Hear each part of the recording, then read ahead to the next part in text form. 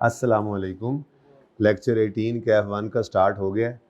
चंद बच्चे आ गए, शुक्र है, तो क्लास रिकॉर्ड कर रहा हूँ मैं। बाकी मैं अर्ज़ कर दूँ स्टार्ट में ही लेक्चर के, कॉलेज के नज़दीक जो हॉस्टल्स हैं 2 4 5 मिनट की वॉक पे हैं, उन बच्चों से मेरी गुजारिश यही है कि चूँकि उन्होंने पैदल चल के आना है तो कोई लॉ वायलेट नहीं हो रहा, पेट्रोल पे चल के तो आना नहीं है, वो पैदल वाले बच्चे आएँ। बाकियों को मैं गुजारिश करूँगा कि जैसे है वैसे ही करें। बाइक में आने वाले, पब्लिक ट्रांसपोर्ट वाले ये ना आएँ, लेकिन जो करीब वाले हैं वो करीब से 5 मिनट चल के आ सकते हों तो वो क्लास में आ जाइएगा। मैं कॉलेज वालों से अर्ज़ कर दूंगा कि पैदल आने वालों को आने दिया जाए। अच्छा जी, इससे सेहत भी अच्छी होगी, क्लास भी अच्छी होगी, हैं जी, पैदल चल के आएंगे तो। कोई दूर वाला पैदल आ जाए तो उसको नहीं आने देंगे, पैदल वालों को आने देंगे ना, क्योंकि पैदल वालों की सेहत भी बेहतर हो रही है और फ्यूल भी बच रहा है, ठीक है ना। अच्छा जी, कैफ 1 का 18th लेक्चर। कल आपको मैंने होमवर्क में पास्ट पेपर 16 दे दिया था। मैंने कल आप लोगों को बताया भी था कि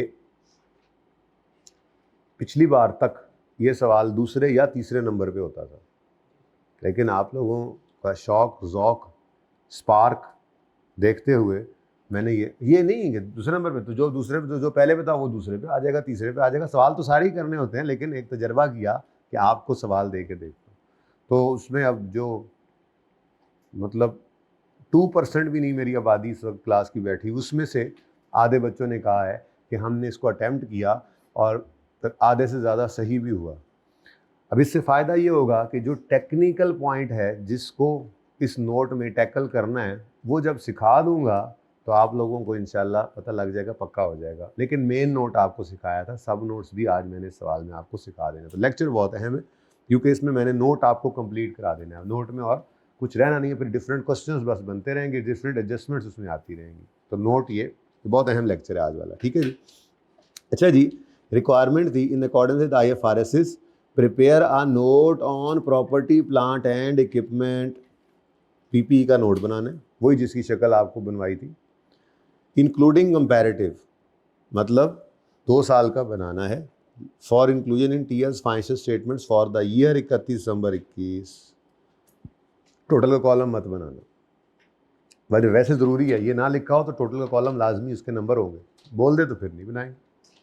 अब 2021 का नोट बनाना है और साथ वो कह रहा है कंपैरेटिव, तो 2021 से कंपैरेटिव 2022 होगा ना जी? नहीं, 2021 की फाइनेंशियल स्टेटमेंट्स बनानी है और उसके कंपैरेटिव ईयर के अंदर 2020 होगा। अब ये जो नोट बन रहा है, इस नोट के अंदर ऐसे ही जैसे P&L बनेगा, सबसे पहले हम वो कंपनी का नाम नूम सब कुछ लिख कर तो स्टेटमेंट ऑफ कॉम्प्रिहेंसिव इनकम बनती है, ठीक है।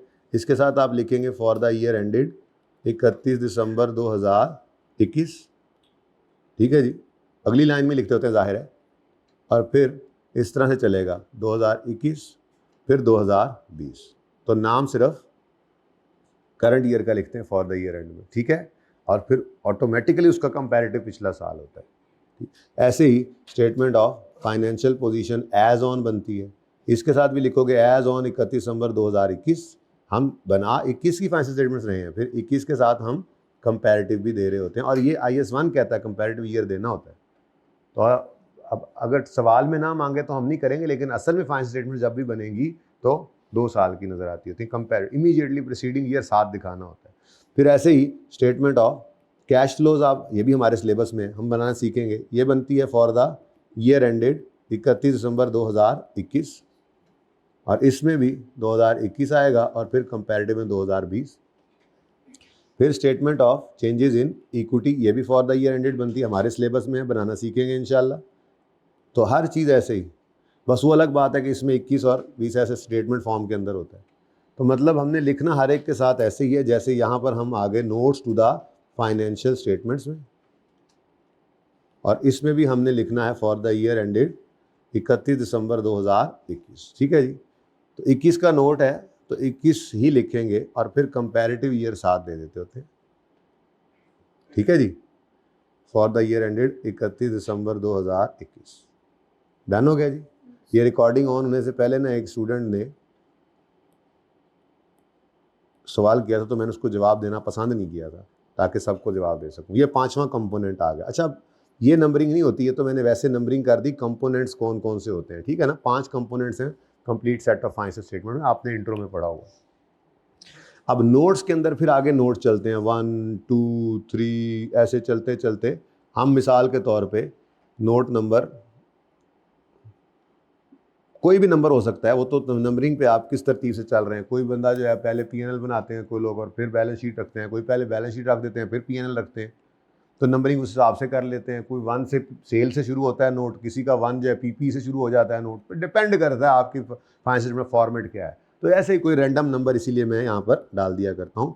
तो नोट्स में आगे जाकर बैलेंस शीट के अंदर जो पीपीई नज़र आ रहा था, ठीक है, उस पीपीई के लिए एक नोट है जो नोट्स के अंदर हमने बनाना होता है। तो ये मैं आपको कह रहा था, तो प्रॉपर्टी प्लांट इक्विपमेंट का नोट बनेगा जो इस तरह से आपको नज़र आ रहा होगा, ठीक है जी। तो नोट पीपीई का आ गया, ओके। तो यहाँ पर प्रॉपर्टी प्लांट इक्विपमेंट हम शो कर देंगे। अब ये नोट नंबर 3 मसलन हो गया, 5 लेट्स से, मैंने वहाँ पे फॉर्मेट पहले बनाया तो 5 लिख दिया, ठीक है। तो पीपीई का नोट आ गया। अब कंपैरेटिव ईयर बनाना है। अब आपके ज़हनों में सवाल आ सकता है जी अगर 3-4 एसेट आ जाते तो फिर मुमकिन नहीं था इसको ऐसे बनाना, तो उसके लिए फिर क्या करते, रजिस्टर 2 पर। मैंने आपको पहले ही कहा है आपसे सवाल इस तरह मैनेज हो जाए, आई कैप के ना सवाल पर क्वेश्चन पेपर के ऊपर आंसर बुक के ऊपर दोनों तरफ मार्जिन होता है। नहीं आपसे मैनेज हो रहा आप ऐसे कर लें, सवाल यूँ कर लें। कहा नहीं जी ऐसे भी नहीं तो छोटा पड़ता है, नहीं मैनेज हो रहा, कोई बात नहीं, आप आमने सामने यूँ रख लें। आपको भी पिछला सफ़ा खाली था भाई, उसको यूँ काट दें, लिख दें, नेक्स्ट पेज पे चले जाएं। Everything is open. ज़िंदगी बहुत आसान है, खाम खा की टेंशन ना लिया करो। यहाँ से नोट बनाना शुरू करो, यहाँ तक चलते जाओ। सब चीज़ों पे मैंने स्पेसिफिकली ये चीज़ें पूछी हुई हैं आप लोगों के लिए कई दफ़ा, ठीक है ना। इसमें कोई मसला नहीं है, आपको पूरे मार्क्स दिए जाते हैं। बात समझ आई है। बहरहाल आसान है नोट को इस तरह से कंपैरेटिव में बनाना। अगर वो कंपैरेटिव ईयर का नोट आपसे मांगेगा ना तो 2 चीज़ें आपको देखने में नज़र आएंगी। एक तो टोटल का कॉलम आपको कहेगा ना बनाओ, और दूसरा क्लासेस मेरा नहीं ख्याल 2 से ज़्यादा हो सकती है, क्योंकि वो फिर मैनेजेबल नहीं रहता। मार्क्स भी तो उसने 15 से 20 के दरमियान ही रखने हैं ना। तो जितनी चीज़ें, अब 2 साल का नोट हो और 4-4 एसेट्स हो तो वही तो 25-30 नंबर का सवाल बनाना पड़ेगा उसको, क्योंकि हर फिगर जो पहुंचती है वहाँ पे उसके नंबर होते हैं, तो इसलिए पॉसिबल नहीं रह जाता। तो नॉर्मली वैसे 2 दफ़ा उसने कंपैरेटिव ईयर वाला नोट बनवाया है, वरना 2 दफ़ा आई थिंक, वरना नॉर्मली वो 1 साल का ही नोट बनवाता है। 1 साल का नोट बनवाएगा तो उसमें 3 से 4 क्लास ऑफ एसेट्स आ सकती हैं। टोटल का कॉलम कभी नहीं भी बनवाता, कभी बनवा भी लेता है। तो टोटल का column is integral part of note, मैंने आपको पहले दिन बताया था। वो सिर्फ तब नहीं बनाना जब इस तरह से जैसे आज सवाल के अंदर लिखा हुआ था कि आप जो है वो ना बनाएं फिर छोड़ देना, वरना लाजमी बनाना है। ओके, ये बात समझ आ गई। चले, अब इस मैंने कहा था इस फॉर्मेट के ऊपर आपने पीपी के नोट को बनाने की कोशिश करनी है। क्वेश्चन आपका था ये, ठीक है। अब ये फॉर्मेट मैंने क्लास रिकॉर्डिंग ऑन होने से पहले आपके सामने बना दिया। अब पर्चे में भी ऐसे ही करना है। जब कभी आपको पीपीई के नोट का क्वेश्चन आ गया तो आपने सबसे पहले इतना फॉर्मेट बना लेना है। वैसे तो सवाल पढ़ते हुए आपको अंदाज़ा हो चुका है कि ना कोई एडिशन है इस सवाल में, ना डिस्पोजल है, ठीक है ना। तो अगर इतने कंफर्म हो जाओ आपके नहीं है तो ये दोनों ना भी लिखो तो खैर है, बट आई वुड सजेस्ट कि आप इससे ज़्यादा तो कुछ नहीं आना, इससे ज़्यादा कुछ नहीं आना नोट, मेन नोट में इससे ज़्यादा कुछ नहीं आना, अनलेस के आप इन्वेस्टमेंट प्रॉपर्टी टॉपिक पढ़ें उसमें ट्रांसफ़र आ जाए, तो वो ट्रांसफ़र फ्रॉम इन्वेस्टमेंट प्रॉपर्टी या टू इन्वेस्टमेंट प्रॉपर्टी का एक कॉलम आ सकता है सवाल के अंदर, वो अलग बात है। वरना पीपीई के नोट की हद तक इसमें और कुछ नहीं आना आपके सिलेबस में। तो इतना फॉर्मेट बना लें, अगर एडिशन आ गया तो लिख देंगे, नहीं आएगा तो खाली छोड़ देंगे, नंबर तो नहीं कटेंगे इसके ऊपर, ठीक है ना। तो इतना फॉर्मेट आपने फटाफट बनाना है। 2 दफ़ा सवाल पढ़ लिया फिर फॉर्मेट बना लें, 2 दफ़ा समझ नहीं आया तो 3 बार पढ़ लें, अच्छे से पढ़ के सवाल फिर फॉर्मेट बनाएंगे। फॉर्मेट में ये मैंने टीएल लिखा, ज़रा छोटा लिखा गया, टीएल कंपनी का नाम। अच्छा, टीएल तब लिख सकता हूँ जब सवाल में वो लिख दे ब्रैकेट के अंदर खुद टीएल लिखा हुआ उसने, इसीलिए लिखा हुआ है कि आप टीएल पर्चे में लिख सकें, आपको पूरा नाम ना लिखना पड़े। तो TL notes to the financial statements, FS नहीं लिखना आपने, पूरा पूरा फाइनेंशियल लिखना है, ठीक है ना। Notes to the financial statements for the year पे पूरा लिखना है, फॉर द ईयर एंडेड 31, आगे पूरा दिसंबर, आगे पूरा 2021, ये असल फॉर्मेट है, ठीक है। फॉर द ईयर पूरा लिखना है और फिर 31 के बाद दिसंबर पूरा लिखना और 2021 पूरा लिख लेना, ठीक है। ये भी नंबर होते हैं, इसके भी नंबर होते हैं, ठीक है। अब नोट का कोई नंबर जैसे मैंने अर्ज किया लिख दें तो मैंने 5 नंबर लगा दिया। नोट क्या है जी? Property plant and equipment. 2 साल का बनाना है, हमने सवाल पढ़ा तो उसमें हमें 2 क्लास ऑफ एसेट नजर आई थी, इसीलिए मैंने कहा 2 दफ़ा 3 दफ़ा सवाल पढ़ के फॉर्मेट बनाना है। अब 2 साल का बनाना था तो आसान है, इसको एक ही सफ़े पे मैनेज कर लें। तो क्यों? क्योंकि ये अंग्रेज़ी एक बार लिखनी पड़ेगी। अब कोई बच्चा अगर ये कहे जी मुझसे तो नहीं बनता, तो फिर उसको क्या करना पड़ेगा? 21 का साल एक सफ़े पे बनाना पड़ेगा, 22 का साल 20 का साल दूसरे पे। तो वो ऐसे भी कर सकता है, बट उसमें फिर उसकी डबल एफर्ट लगेगी, इसलिए मैंने कहा ऐसे कर लो तो बेहतर है। ठीक है। अच्छा, अब पीपी के नोट में क्या आता है जी? एसेट के अकाउंट की स्टेटमेंट फॉर्म, ये एसेट का अकाउंट है, और एक्यूमुलेटेड अकाउंट की स्टेटमेंट फॉर्म। थोड़ा सा बेटा जी थोड़ा सा इधर हो जाएगा, आप उधर बैठे। ठीक है। अच्छा, अब उधर मैंने ऑनलाइन वालों को देखने के लिए किया, बच्चे कम हो गए ना आज मेरे, हैं वो ऐसे लगेगा जो मैं बेंचों को पढ़ा रहा हूँ, इसलिए बच्चों को इधर बिठाना पड़ता है।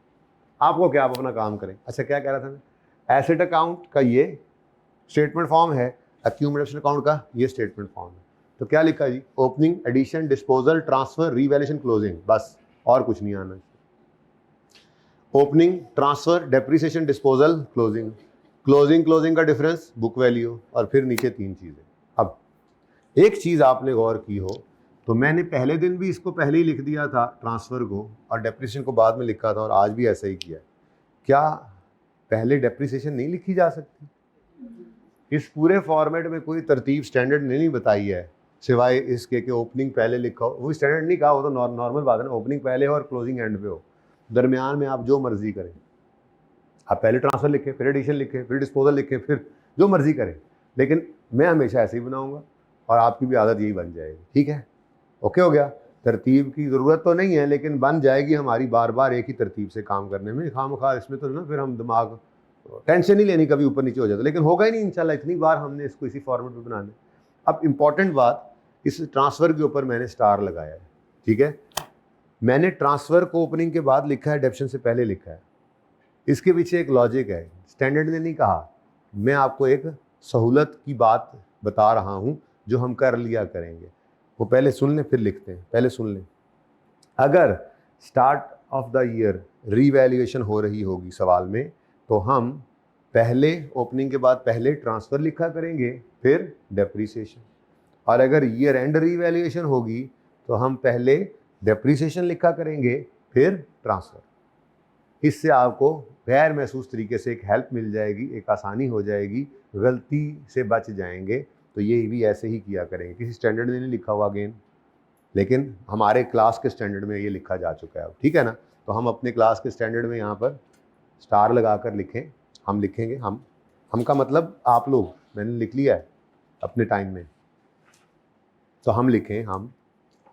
हम ना लिखें, मतलब मैं जो बोलूँगा वो लिखें, हम लिख के बैठ गए। लिखें जी, अगर ईयर स्टार्ट रीवैल्यूएशन हो, अगर start of the year revaluation हो, अगर revaluation start of the year हो, जैसे भी लिख लें, जुमला आप बदल रहा है बार बार, माजरत। अगर revaluation start of the year हो तो नोट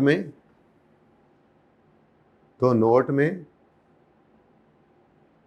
अच्छा, अब इधर देखो जरा, एक मिनट। मैंने बोलना है लेकिन लिखिएगा मत, अक्यूमुलेटेड एडिशन वाले सेक्शन में ये लिखे मत, ठीक है ना, बस बोल रहा हूँ, पता है ना यहीं पे बात हो रही है, स्टार भी यहीं लगा हुआ। ठीक है, क्या बोल रहा था मैं, शुरू कैसे किया था मैंने? अगर start of the year revaluation हो तो नोट में ओपनिंग के बाद पहले ट्रांसफ़र लिखना है, फिर डेप्रिसिएशन। पहले ट्रांसफ़र लिखना है, फिर डेप्रिसिएशन।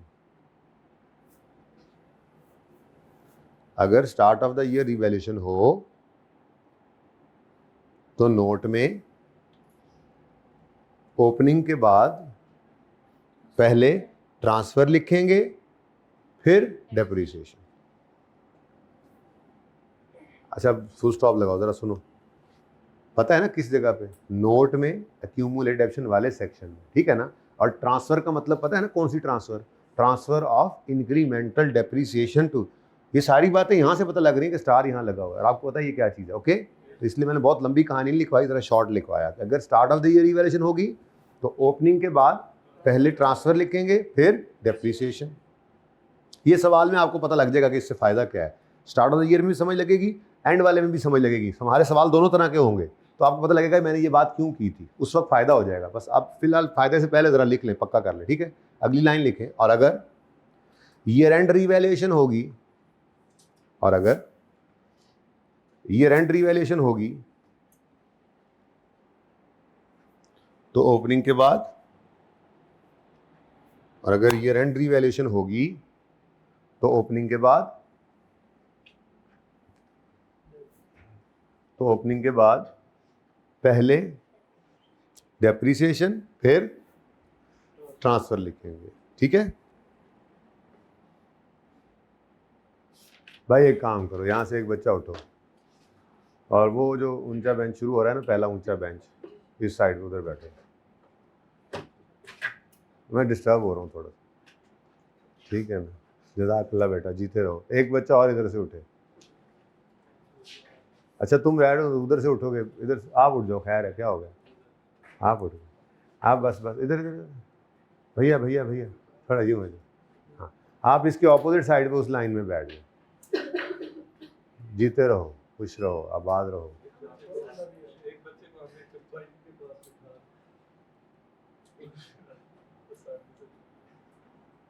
ठीक है जी, लिख लिया, चलो। अच्छा जी, अब सवाल की तरफ आते हैं। कोई क्वेश्चन तो नहीं है आपका? चेहरे पे क्वेश्चन लिखा हुआ नजर आ रहा है तो नहीं कोई? ओके जी।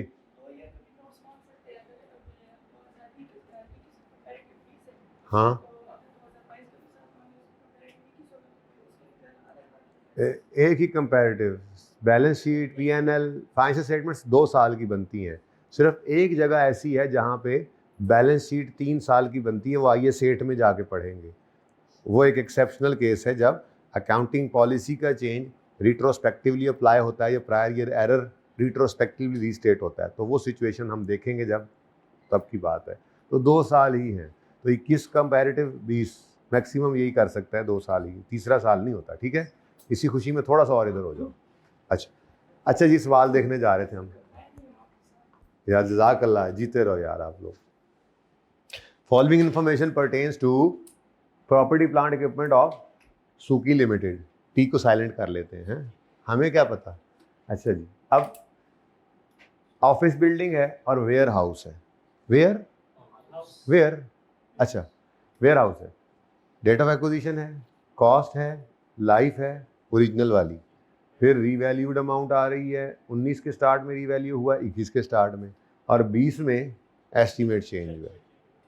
अगेन ये सिंगल एसेट हैं, तो हम इनको सिंगल वर्किंग में शुरू कर देंगे, अपनी वर्किंग पूरी करेंगे। हमारी वर्किंग से ही हमारा जर्नल एंट्रीज होती थी, वहीं से एक्सट्रैक्ट्स बनते थे, आज वहीं से आपको डायरेक्ट नोट बनाना सिखाना है।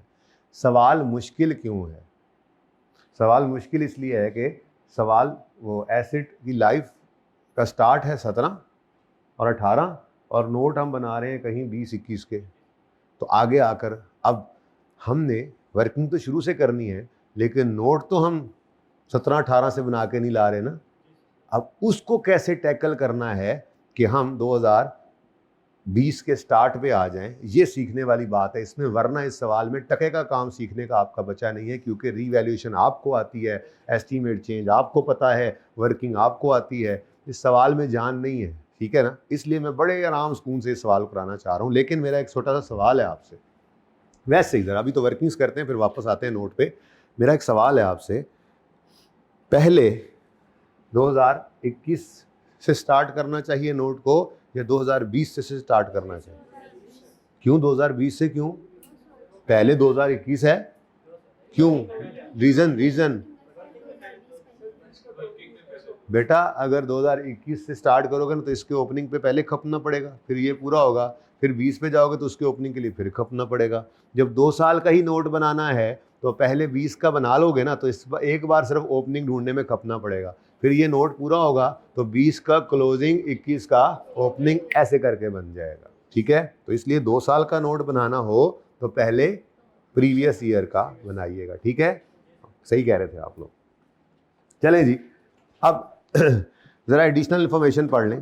TL uses revaluation model for subsequent measurement and accounts for revaluation और नेट रिप्लेसमेंट वैल्यू मेथड, ये वही मेथड है जो हम पढ़ रहे हैं जिसको एलिमिनेशन मेथड भी कहते हैं। फिर TL transfers maximum possible amount from surplus to retain earnings on an annual basis, ठीक है, तो ट्रांसफर करते हैं एनुअल बेसिस पर, किसको, मैक्सिमम पॉसिबल अमाउंट को। वो क्या होती है, दरअसल इंक्रीमेंटल डेप्रिसिएशन ही है वो मैक्सिमम पॉसिबल अमाउंट, ठीक है जी।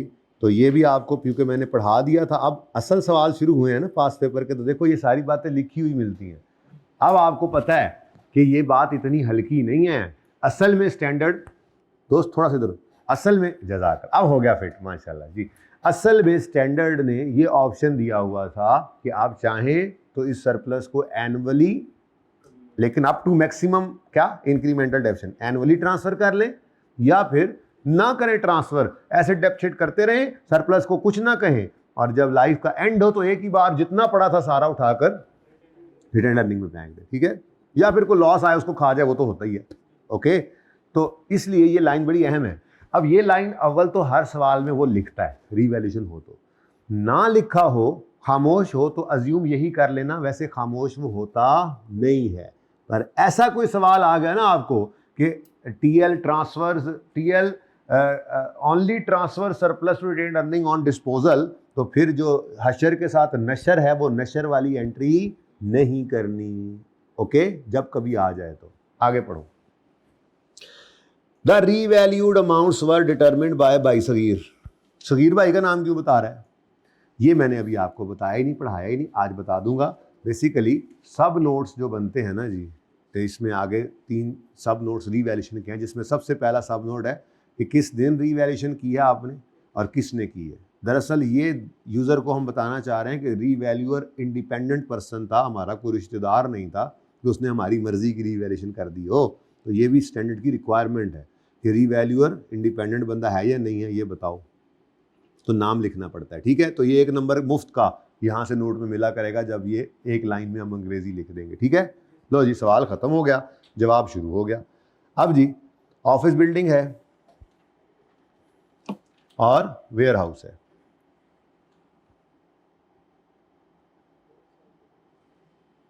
जगह तो काफ़ी है। सब नोट्स भी मैं नियत करता हूँ, पिछली बार तो बोर्ड पे नहीं बन पाए थे, इस बार कोशिश करते हैं बोर्ड पे बन जाए। इस बार ज़रा बोर्ड हमारा और बड़ा हो गया ना, ज़रा क्लास ज़रा वाइड है। अच्छा जी, तो 1 जुलाई 17 को एसेट खरीदा है और 31 दिसंबर पर ईयर एंड हो रहा है, इसका मतलब साढ़े पढ़ने हैं, साढ़े, ठीक है। 1 जुलाई 17 से काम शुरू करेंगे, कॉस्ट है 96, रेजिडुअल वैल्यू गिवन नहीं है, ठीक है। उसके बाद एस्टिमेटेड यूजफुल लाइफ 16 साल है। फिर अब 17 वाला साल गुजरेगा, 18 भी गुजरेगा, तो अगर 17 18 इकट्ठा गुजर रहा है, 1.5 साल ही बन रहा है ना, तो हम जंप लगा के आएंगे, क्योंकि पहली चेंज कब आ रही है, 19 पे। इस काबिल हो गए हैं ना अब आप, डायरेक्ट जंप कर सकते हैं। ये बात समझ आ रही है बेटा? ऐसा कोई बच्चा आज वाली क्लास में तो नहीं है कि इसका कोई लेक्चर पेंडिंग हो? कौन से वाला लेक्चर पेंडिंग है? कितने? पहले 5 लिए। आपको क्या समझ आ रही है फिर? आज कख नहीं समझ आ रही है। आपको तो लेक्चर पूरे करने चाहिए थे बेटा जी। चलो खैर, हैं कौन से 2 रह गए?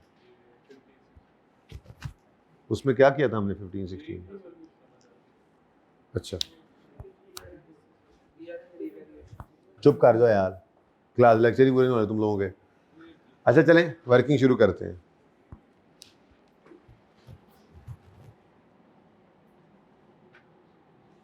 यानी पहले मेरी क्लास की आबादी इस वक्त 2% भी नहीं है, और उस 2% में से, यानी अगर 2 बच्चों के लेक्चर पूरे नहीं हैं तो समझो मेरी क्लास के 25-30% बच्चों के लेक्चर ही पूरे नहीं। ओह, बहुत बुरे हालात है भाई। अच्छा, बच्चे घर बैठे परसेंटेजेस से निकाल रहे होंगे कि कितने बच्चे आए हुए हैं ना, मैंने ऐसे अंदाज़ा लगाया 10-12 बच्चे ही बस। अच्छा जी, अब यहाँ पर ना मैं सब नोट्स बनाऊँगा, कोशिश करते हैं इससे आगे 2 वर्किंग्स हो जाए ना कभी, ओए होए होए कमाल हो जाएगा। Working number 1। अच्छा अब देखो, पहला सफ़ा मेन नोट की बॉडी के लिए हुआ करेगा आपका, पक्का ये ऐसे ही चलना है, ठीक है, क्योंकि 2 साल का कंपैरेटिव हो या 1 साल भी हो, इतना नोट आपका पहले सफ़े पे तकरीबन आ जाता है, ठीक है। उसके बाद दूसरा सफ़ा आप सब नोट्स के लिए छोड़ दिया करेंगे। तीसरे सफ़े पे हेडिंग दिया करेंगे वर्किंग्स, तो वर्किंग नंबर 1 में कर रहा हूँ अब, ठीक है। अब ये नोट के सवाल की पक्की तरतीब, पहले सफ़े पे नोट की मेन बॉडी, सबसे पहले फॉर्मेट बनाओगे, दूसरे सफ़े पे सब नोट्स की जगह, हालांकि उसमें मेरे ख्याल में 5-7 लाइनों के अंदर काम हो जाएगा, बट फिर भी आप पूरा सफ़ा छोड़े। आप पैसे फीस देते हैं, भाई एग्जाम की फ़ीस देते हैं, वो जो शीटें मिली हुई हैं, आप हर शीट के ऊपर एक सवाल एक पार्ट भी करते जाएं, कोई मसला नहीं है, आपको एक्स्ट्रा शीट भी देंगे, ठीक है ना। जितनी मर्जी यूज़ करें, कोई बिल नहीं आता वहाँ पे, लेकिन खाम खा यूज़ भी नहीं करना, सफ़ा ज़ाया भी नहीं करते होते, बट जितना ज़रूरी है वो कह रहा हूँ। पहला सफ़ा मेन बॉडी के लिए, दूसरा सफ़ा सब नोट्स के लिए, तीसरे सफ़े पे वर्किंग शुरू कर देनी है आपने। और वर्किंग आपकी मशहूर है, तो माना वर्किंग नंबर 1 इधर करनी है। Working number 1, date, description, asset का नाम क्या है जी,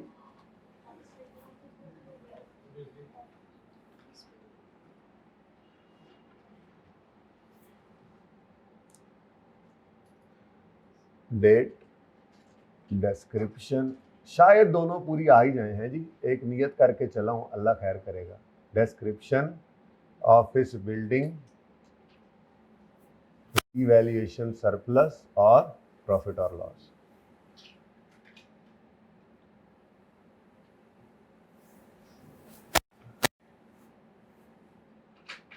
सिर्फ नियत ये है कि सारा कुछ आपके सामने हो। लालच आपको होता है, लालची इंसान होता है उस्ताद जो होता है बच्चों के बारे में। अच्छा जी, डेट ऑफ एक्विजिशन यकम जुलाई 17 है और हमारा रेलेवेंट ईयर है 20-21, ठीक है। तो इसलिए 17 वाले साल से, चलो 20 पहला साल है ना, यकम जनवरी 20 से जो शुरू होना है, तो आप 31 दिसंबर 19 तक जंप कर सकते थे, लेकिन बीच में यकम जनवरी 19 पे क्या आ गई, रीवैल्यूएशन। तो अब ये जंप मैक्सिमम 31 दिसंबर 18 तक लगा सकते हैं फिर भी। तो वर्किंग में हम फिर भी अपना आप सिक्योर करेंगे। यकम जुलाई 2017 पे हमने एसेट खरीदा, कॉस्ट थी इसकी जी 96। उसके बाद 31 दिसंबर 2000 कब तक आना है जी, 18 तक जंप कर आए। तो हमने कहा जी मसला ही कोई नहीं, 96 को डिवाइड करेंगे 16 से, लेकिन इसको 1.5 से मल्टीप्लाई कर देंगे, ठीक है। ओके, कितना आ गया 9।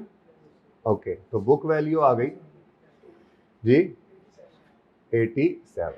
ये मजबूरी थी, हालांकि अभी हमारा साल तो दूर था, यानी हम अगर ये रीवैल्यूएशन ना होती तो हम 31 दिसंबर 19 तक जंप कर सकते थे और फिर यकम जनवरी 20 से हमारा साल शुरू हो जाता। उसमें जंप नहीं लगाना था, क्योंकि 20 के साल की डेप्रिसिएशन अलग चाहिए, 20 के 21 की अलग चाहिए, नोट के अंदर चीज़ें लेकर जानी होती है ना। तो जिस रेलेवेंट ईयर में आपने नोट बनाना होता है उसके अंदर आपको वर्किंग पूरी तफसील से चाहिए होती है। पर हमें ये जंप क्यों रोकना पड़ा, 31 दिसंबर 18 पे रीवैल्यूएशन हो रही है, तो उसको करना पड़ेगा, ठीक है।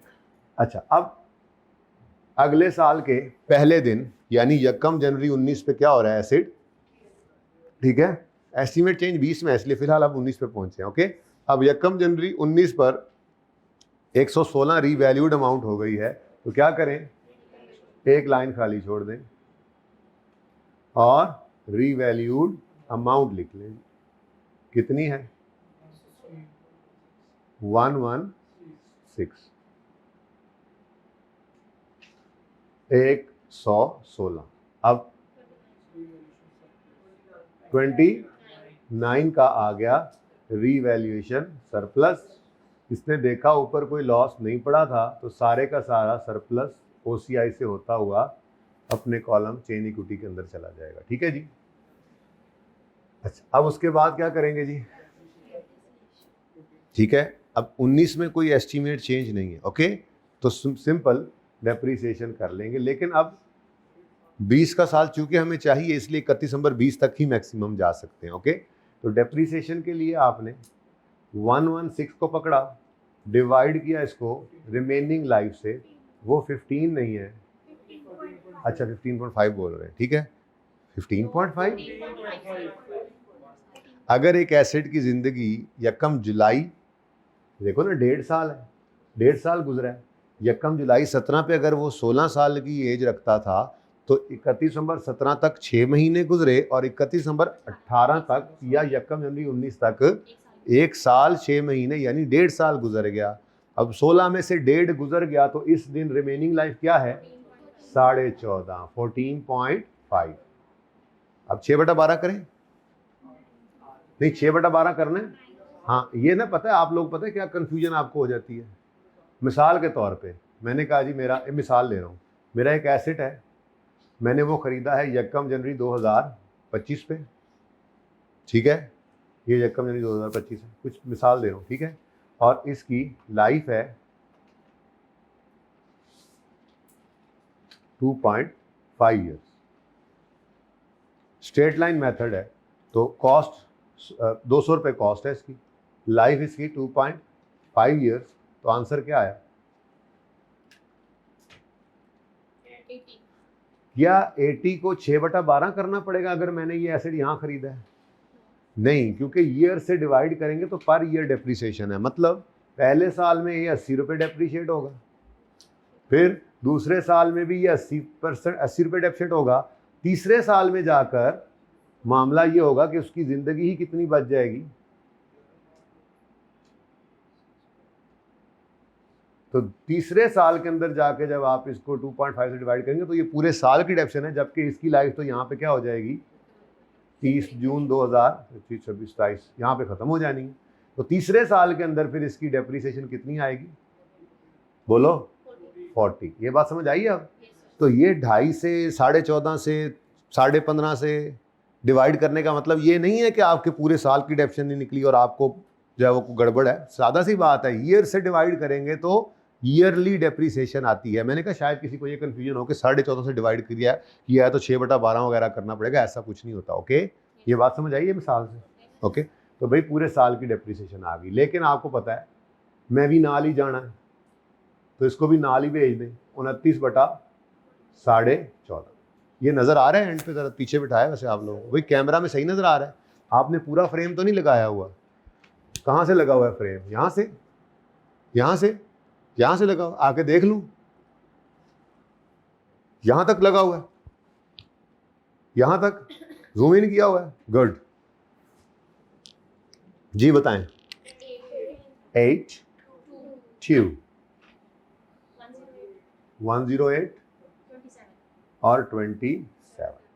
Now this is start of our year, ऐसे ही है 31 दिसंबर 19 या यकम जनवरी 20, यहाँ से हमारा रेलेवेंट ईयर स्टार्ट हो रहा है, ठीक है।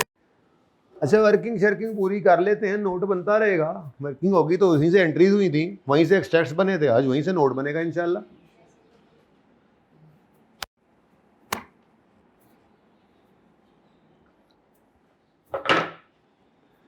अब जी 2020 में हम एंटर हुए, 2020 के अंदर क्या हो रहा है? हाँ, नीचे लिखा हुआ है 21 में रिवैल्यूएशन है अगली, लेकिन उससे पहले 20 में क्या हो गया? अब एस्टीमेट चेंज किस दिन हो रहा है? उसने खुद ही इसको यकम जनवरी 20 पे कर दिया। लाइफ वाला एस्टीमेट है, मैंने आपको बोला था पूरे FAR के अंदर ICAP ने इसको एहतमाम से या तो ये लाइफ वाले को यकम जनवरी लिखा है यानी स्टार्ट ऑफ द ईयर खुद लिखा है, या ड्यूरिंग लिखा है, एंड वाला काम किया नहीं है। बट कर भी दे तो हमें पता है हमने क्या करना है, +1, ठीक है ना। पर वो शायद फाइनल अकाउंट के मैंने कहा था एक सवाल में आना है। एनीवेज जी,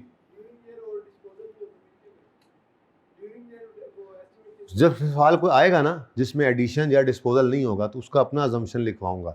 वैसे वही है जो इंट्रो में आपने पढ़ा था, अगर उस्तादों ने आपको वहाँ बताया था। तो अगर डेट ऑफ एडिशन या डिस्पोजल सवाल में ना हो तो हम साल का पहला दिन अज्यूम करते हैं। वो आज भी वही अजम्पशन है, इंशाल्लाह हम वही लेके चलेंगे, हम कुछ नया नहीं पढ़ेंगे, वही जो पढ़ा था आपने, ठीक है ना। पर वो जब किसी सवाल में आएगा तो बताऊंगा ना, अभी आया नहीं इत्तेफाक से हमारे सामने, ठीक है। तो जो चीज़ आती जा रही बताता जा रहा हूँ। तो यकम जनवरी 20 पे रिवाइज्ड यूजफुल लाइफ, इसको मैंने क्या कहा था, ये क्या चीज़ है? Remaining life. क्या है ये? रिमेनिंग लाइफ है, ठीक है। तो 9 साल इसकी रिमेनिंग लाइफ हो गई। अब ये क्या है? यकम जनवरी 2020, ऐसे ही है। इसी दिन बुक वैल्यू है ये, और इस दिन रिमेनिंग लाइफ उसने खुद बताई है कितनी? 9। अब हमने 2020 की डेप्रीसिएशन निकालनी है तो बुक वैल्यू पकड़नी है 108 और रिमेनिंग लाइफ पकड़नी है कितनी? 9।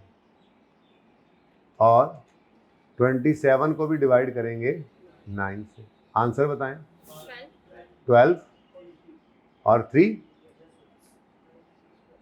जी 96 और 34, हाँ 24, क्या बात है, 24 जी। अच्छा, अब ये कहाँ पे पहुंच गया एसिड? 31 दिसंबर 2020 पे। हमने 21 तक वर्किंग को करना है, सही है, क्योंकि हमारा सवाल जो है वो 21 तक का है। अब 21 में गए, 21 में गए तो डेप्रिसिएशन ना करना, क्योंकि फिर रिवैल्यूएशन हो रही है, ठीक है। तो यकम जनवरी 21 पे एक लाइन खाली छोड़ देंगे और रीवैल्यूड अमाउंट लिख लेंगे। जी बच्चों कितनी है? 80। अब क्या हुआ जी? 16 का लॉस आ गया, तो ये रीवैल्यूएशन लॉस आपने बैलेंसिंग फिगर निकाल ली। अब सफ़र चेक करो कहाँ से शुरू किया था हमने, वो 2 लाइन वाले सवाल से, एक रीवैल्यूएशन वाले सवाल से। अल्लाह का शुक्र है आहिस्ता आहिस्ता चीज़ें बीच में रोज़ की रोज़ आती गई, तैयार है। अब ये रिवीजन बड़ी अहम है, इसमें भी और आगे टॉपिक्स में भी इसने बार बार आपको तंग करना है, लेकिन अब नहीं तंग करेगी इंशाल्लाह। 16 का लॉस आया, इसने देखा जी सरप्लस पड़ा है, इसने उसको खाने की कोशिश की, नहीं खा पाए, कितना बच गया? कुछ खाया, बाकी फिर सरप्लस बच कितना? तो ये भी आप पहली बार देखा आपने। ओके, शुक्र है मेरी जगह बच गई जी। पता है क्यों? पीएनएल में मिटा दूंगा, आप लिख कर देना, मैं मिटा दूंगा। ओके अच्छा जी, अब क्या करें?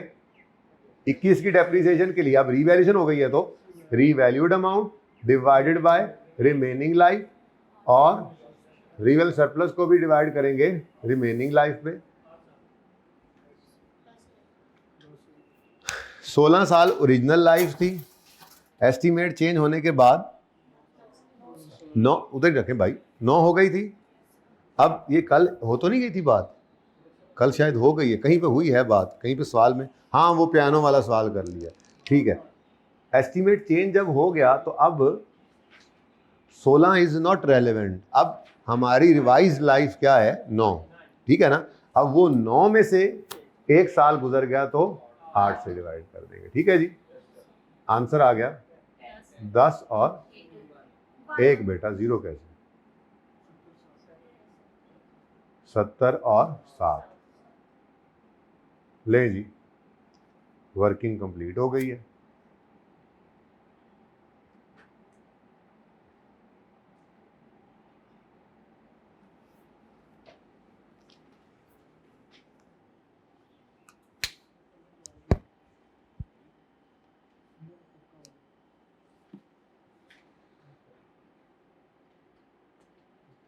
सब नोड मुझे नहीं लगता वहां बनेंगे, तो 2 एसेट्स हैं। चले खैर देखते हैं। अच्छा जी, अब नोट की मेन बॉडी बना लेते हैं इसी ऑफिस बिल्डिंग की एक बार। ओके, पहले कौन सा साल? 2020। असूल, अगर मैं नोट बना रहा हूं 2020 का, तो मेरा ओपनिंग बैलेंस जो होगा वो किस दिन पे होगा? यकम जनवरी 2020 पे। लेकिन ये ओपनिंग निकालने का तरीका ज़रा देख लो आज, ठीक है।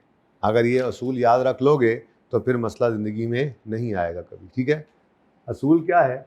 ओपनिंग यकम जनवरी 20 पे कितना है, ये अगर निकालना है हमने, तो मैं क्या करूँगा जी, सबसे पहले हमने पता क्या करना है? सबसे पहले हम यकम जनवरी 20 की बजाय 31 दिसंबर 19 पर आकर खड़े होंगे, हो जाएंगे। तो सबसे पहला काम क्या करना है जी हमें चाहिए क्या? यकम जनवरी 21 का ओपनिंग। कभी भी, ये भी मेरी तरफ से, ये भी किसी स्टैंडर्ड में लिखा हो, ये भी हमारी क्लास का स्टैंडर्ड है, कभी भी हमने इसको यकम जनवरी 20 पे खड़े होकर ओपनिंग को नहीं निकालना, बल्कि हम क्या करेंगे? हम सबसे पहले 31 दिसंबर 19 पर आकर खड़े हो जाएंगे, और यहाँ खड़े होकर हम 31 दिसंबर 19 पर क्लोजिंग बैलेंसेस निकालेंगे और वो क्लोजिंग बैलेंसेस हम जो है वो 1 जनवरी 20 के ओपनिंग के तौर पे लिख देंगे। ठीक है, सही है। इसके पीछे क्या वजह है पता लग जाएगी, फिलहाल तो बस सीख रहे हैं। अब क्लोजिंग बैलेंस निकालना है अगर, तो दो चीज़ों का क्लोजिंग निकालना है, एसेट का और अक्यूमुलेटेड डेप्रिसिएशन। ठीक है, अब क्लोजिंग एसेट अकाउंट का हमने निकालना है। ये मैं उर्दुएं लिख रहा हूँ, थोड़ा फ़ायदा हो जाता है। ठीक है, तो हम क्या कहेंगे, हम कहेंगे एसेट, क्या तुम अपनी ज़िंदगी में 31 दिसंबर 19 या उससे पहले कभी रीवैल्यू हुए हो? अगर एसेट अकाउंट, अगर एसेट, दोनों इस तरह कर लेते हैं। क्लोजिंग बैलेंस हमने निकालने हैं, सबसे पहले किसका जी? एसेट अकाउंट का क्लोजिंग। ठीक है जी, तो हमने क्या कहा जी, हमने एक सवाल किया। क्वेश्चन क्या है? क्वेश्चन क्या है? सवाल क्या बोला मैंने? बोलो, वही जो पहले भी करते थे। क्या ये एसेट, क्या एसेट, हाँ, 31 दिसंबर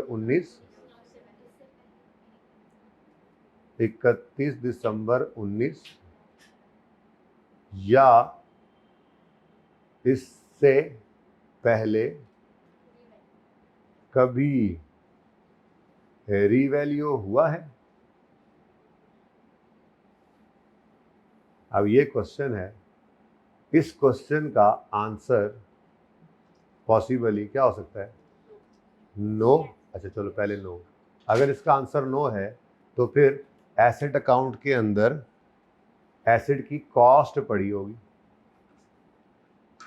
ठीक है, और अगर इसका आंसर आ जाता है यस, तो फिर एसेट अकाउंट में इसकी रीवैल्यूड, लेटेस्ट रीवैल्यूड अमाउंट पड़ी होगी। ये लिखना चाहिए, लेटेस्ट रीवैल्यूड अमाउंट पड़ी होगी। क्लियर है ये बात? ये नजर आ रहा है? अगर ये एसेट 31 दिसंबर 2019 जिस डेट पे हम खड़े हैं या उससे पहले कभी रीवैल्यू हुआ है, तो फिर एसेट अकाउंट में क्या पड़ा होगा 31 दिसंबर 19 पे? Latest revalued amount. वो लेजर याद आ रहा है जो ओपन करके कल दिखाया था? और अगर ये एसेट अपनी ज़िंदगी में 31 दिसंबर यानी 31 दिसंबर 19 या उससे पहले कभी रीवैल्यू नहीं हुआ, तो फिर एसेट अकाउंट में क्या पड़ा होगा? कॉस्ट। इस बात में कोई कन्फ्यूजन है तो मुझसे पूछ लें ज़रा, ताकि फिर आगे चल सकें हम। जी, ये बात समझ आती है? मैंने ये जुमला लिखा है, इसकी समझ आ रही है? इसकी समझ किसको नहीं आ रही? बेटा आपको समझ आ रही है इसकी? अच्छा, अब हम अपने सवाल की तरफ आ जाते हैं। हम 31 दिसंबर 2019 पे खड़े हैं। हमने पूछा भाई तुम 31 दिसंबर 19, ये लाजमी बोलना है साथ। इस सवाल में मसला नहीं है, ये एंड वाले में मसला आ जाएगा वरना। ठीक है ना, तो इसलिए असूल जुमला वही बना लिया और हर बार अब मैं ऐसे ही बोलूँगा। ठीक है, तो क्या ये एसेट, क्या ये ऑफिस बिल्डिंग 31 दिसंबर 19 या उससे पहले कभी रीवैल्यू हुई है? Answer is yes. कब? 1 जनवरी 19 में सामने नज़र तो आ रहा है। तो इसका मतलब फिर 31 दिसंबर 19 पे एसेट अकाउंट के अंदर क्लोजिंग बैलेंस क्या होगा? लेटेस्ट रीवैल्यूड अमाउंट, जो कितनी है? 116। ओके, तो अगर ये 31 दिसंबर 19 का ये क्लोजिंग है तो फिर 1 जनवरी 2020 का ये ओपनिंग बन जाएगा 116। अब असल मसला तो आता है जब आप 19 का नोट बना रहे हो, गलती वहाँ करते हैं। जैसे 1 जनवरी 19 पर तो एसेट रीवैल्यू हो रहा है, आप ओपनिंग में रीवैल्यूड अमाउंट लिख के गड़बड़ कर जाते हैं। इसलिए एक जुमला बनाया, ऐसा जुमला हमने बनाया है कि एसेट रीवैल्यूएशन स्टार्ट पे जाए, एंड पे जाए, मिड पे जाए, नोट ज़िंदगी में उसके किसी भी साल का नोट बनवा ले, हमें कोई मसला नहीं होगा, क्योंकि हमने एक जुमला पक्का कर लिया। हम जिस दिन ओपनिंग निकालना है ना, अब ये ओपनिंग 1 जनवरी 2020 पे निकालना था ना, तो कभी भी 1 जनवरी 2020 पे नहीं निकालना, वरना मारे जाओगे। बल्कि एक दिन पीछे आओ, 31 दिसंबर 19 पे क्लोजिंग निकालो। इतना सा फर्क है, वो अगले दिन क्या बन जाएगा? ओपनिंग। ठीक है, आप 31 दिसंबर 19 पे खड़े होकर क्या करोगे? सवाल, सवाल से सवाल, सवाल से उल्टा, सवाल से ही सवाल कर लिया, तो सवाल से सवाल करेंगे। नहीं याद आई आपको ये बात? उल्टा पाकिस्तान, अच्छा जी। तो सवाल से सवाल क्या करेंगे, 31 दिसंबर 19 पे खड़े होके, क्या ये एसेट 31 दिसंबर 19 या उससे पहले कभी रीवैल्यू हुआ है? अगर इसका आंसर आता है नो, तो फिर एसेट अकाउंट में कॉस्ट पड़ी होगी, क्योंकि वो तो रीवैल्यू कभी नहीं हुआ। यानी अगर हम यहाँ खड़े होते 31 दिसंबर 18 पे, तो हम कहते 31 दिसंबर 18 क्लोजिंग क्या है, तो मैंने कहा आप सवाल करेंगे, हम ये पूछते क्या एसेट, क्या आप 31 दिसंबर 18 उससे पहले कभी रीवैल्यू हुए हो? तो नहीं, तो फिर एसेट अकाउंट में क्या पड़ा होता? 96 रुपए की कॉस्ट। अब समझ आई बात? अब हम 31 दिसंबर 19 पे खड़े हैं, तो हमने कहा एसेट, क्या आप 31 दिसंबर 19 या उससे पहले कभी रीवैल्यू हुए हो? उसने कहा यस यस हुआ हूं। ये यकम जनवरी 19 पे। हमने कहा इसका मतलब 31 दिसंबर 19 पे फिर एसेट अकाउंट में क्या पड़ा होगा? Latest revalued amount. अब वो 31 दिसंबर 19 पे अगर क्लोजिंग में पड़ी है, तो यकम जनवरी 20 का ओपनिंग फिर ये बन गया। कोई मसला? दूसरी चीज जो हमें चाहिए होगी यहां पर, वो क्या है? अक्यूमुलेटेड डेप्रीसिएशन अकाउंट का क्लोजिंग। ठीक है, तो अक्यूमुलेटेड अकाउंट का क्लोजिंग हमने निकालना है। किस दिन खड़े होकर निकाल रहे हैं ये बैलेंसेस? हाँ, 31 दिसंबर 19। ठीक है, अब हमने वही सवाल दोबारा किया, क्या ये एसेट 31 दिसंबर 19 या इससे पहले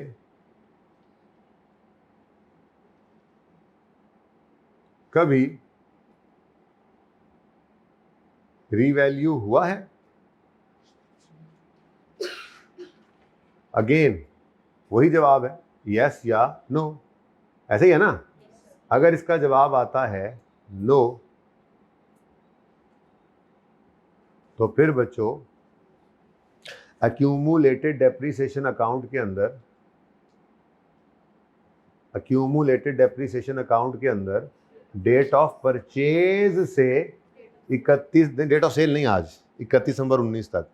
ठीक है, हाँ, अगर इसका आंसर आता है नो, तो अक्यूमुलेटेड डेप्रीसिएशन अकाउंट में डेट ऑफ परचेज से 31 दिसंबर 19 तक की डेप्रीसिएशन पड़ी होगी।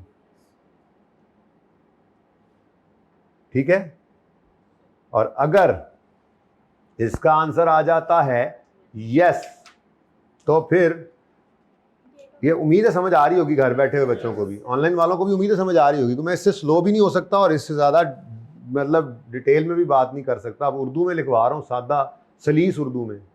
और अगर इसका आंसर आ जाता है यस, तो आपको पता है एलिमिनेशन मेथड के अंदर क्या करते हैं हम? रीवैल्यूएशन के दिन जितनी डेप्शन पड़ी होती है एक्यूमुलेशन अकाउंट के, उसको एलिमिनेट करके नील कर देते हैं। तो अगर ये एसेट कभी अपनी जिंदगी में रीवैल्यू हुआ है, तो जिस दिन लास्ट रीवैल्यूएशन हुई थी उस दिन तक की डेप्शन एलिमिनेट होकर नील हो गई है, तो फिर अक्यूमुलेटेड अकाउंट के अंदर क्या पड़ा होगा? उस लास्ट रीवैल्यूएशन की डेट के बाद से लेके 31 दिसंबर 19 तक की डेप्रिसिएशन। ठीक है, तो अगर इसका आंसर यस आया, तो फिर इस अक्यूमुलेटेड डेप्शन अकाउंट के अंदर क्या पड़ा होगा? डेट ऑफ लास्ट रीवैल्यूएशन से 31 दिसंबर 19 तक की डेप्रीसिएशन। ठीक है जी, ओके।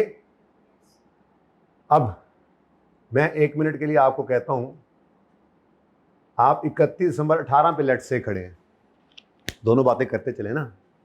31 दिसंबर 18 पे अगर आप खड़े होकर क्लोजिंग निकाल रहे होते, तो आपने एसेट से कहना था, एसेट क्या तुम कभी अपनी जिंदगी में रीवैल्यू हुए हो? हमने क्या कहना था? हमने कहना था इसका मतलब एसेट अकाउंट में क्या पड़ी है? 96 की कॉस्ट। और दूसरी बात, अक्यूमुलेटेड डेप्शन अकाउंट के अंदर डेट ऑफ परचेज से 31 दिसंबर 18 तक की डेप्शन पड़ी हुई है 9। ये 1.5 साल की डेप्रिसिएशन। ऐसे ही है। अच्छा, आज हम खड़े कहाँ पे? 31 दिसंबर 2018 पे नहीं, 19 पे खड़े हैं। तो हमने यहाँ पे खड़े होकर एसेट से पूछा, हाँ भैया एसेट क्या कभी आप रीवैल्यू हुए हो 31 दिसंबर 19 या उससे पहले? उसने कहा यस। हमने कहा इसका मतलब फिर एसेट अकाउंट में ये लेटेस्ट रीवैल्यूड अमाउंट होगी 116, और अक्यूमुलेटेड डेप्शन अकाउंट के अंदर लास्ट रीवैल्यूएशन की डेट से 31 दिसंबर 19 तक की डेप्शन इकट्ठी हुई पड़ी होगी, जो हमारे सवाल में कितनी नजर आ रही है? सिर्फ 8। ठीक है, तो ये 31 दिसंबर 2019 यस वाला मामला आया, और डेप्रिसिएशन 31 दिसंबर 19 का क्लोजिंग कितनी पड़ी है? 8। तो ये यकम जनवरी 20 पर यही क्या बन जाएगी? ओपनिंग। 31 दिसंबर 19 का क्लोजिंग यकम जनवरी 20 का क्या बन जाएगा? ओपनिंग। तो बस जी, ये ओपनिंग निकालना टेक्निकल बात है पहले साल का। और इसको जिन जुमलों से मैंने लिखकर आपको करवाया है वो जुमले ऐसे हैं कि अब आपको हर तरह के सवाल के अंदर कोई मसला इसमें नहीं आने वाला। जी क्या?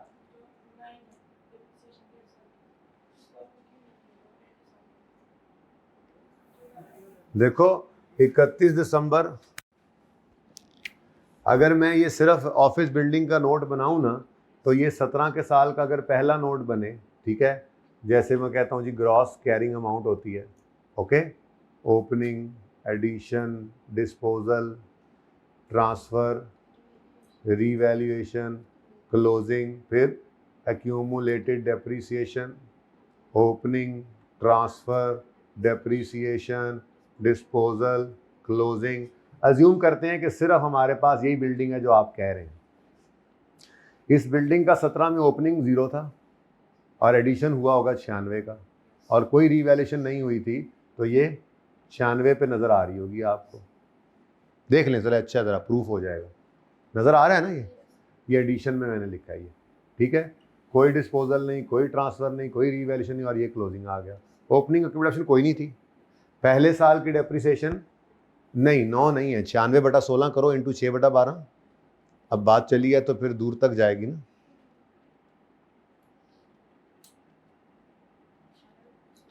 छियानवे 4, तो ये 4 रुपए की डेप्रिसिएशन आई थी 17 के साल की, वो तो 17 और 18 की इकट्ठी लिखी हुई है ना, 4 ही है ना, 3 है। अच्छा बेटा 96/16 6 आ गया, इसको 6/12 करो, 6 महीने की डेप्शन होनी है ना 17 वाले साल में। होश के नेल्स लो, वर्किंग मैंने 1.5 साल की डेप्शन रखी हुई है। अच्छा जी बोलो, 3 आ गया, कोई डिस्पोजल नहीं, ये क्या आ गया, क्लोजिंग 3 आ गया, तो 96 माइनस 3 बुक वैल्यू 93, ठीक है। अच्छा अब इसके बाद ये साल खत्म हुआ, अगला साल शुरू हुआ, तो 2018 का ये सिर्फ बिल्डिंग अब मैंने सामने रख दी है समझाने के लिए, ठीक है। क्लोजिंग क्या बना करता है आपको पता है, ओपनिंग, ठीक है।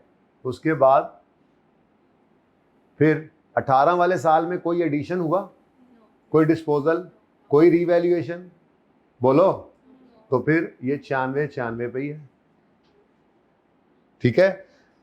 क्लोजिंग एक्यूमुलेशन ओपनिंग बन गई। अब 18 वाले साल की डेप्रिसिएशन पूरी 6 रुपये होगी, पूरी 6, 9 नहीं है, 9 तो एक्यूमुलेटिव बनाई थी हमने वहां पे। अगले साल 96/16 6 रुपये की डेप्रिसिएशन, ठीक है। नहीं अब चलने दो, अब कहाँ, अब ठीक है, नहीं अब घर छोड़ के आएंगे इस बात को क्योंकि बहरहाल मसला करती है। 9 हो गया, 96 माइनस 9 बोलो 87। असल में ना, असल में 31 दिसंबर 2018 पे जो 87 है वो ये पड़ा हुआ है। मैं यहाँ पे ज़रा जंप करके आ गया था। अब 19 का साल भी बना ही लो फिर, ठीक है। बिल्डिंग में जिसका क्लोजिंग मैंने ओपनिंग नहीं बनाया, अब वो भी बना ही लो। 19 का साल आया होगा, ओपनिंग क्या बना, क्लोजिंग क्या बना, ओपनिंग, फिर इसका क्लोजिंग क्या बना, ओपनिंग।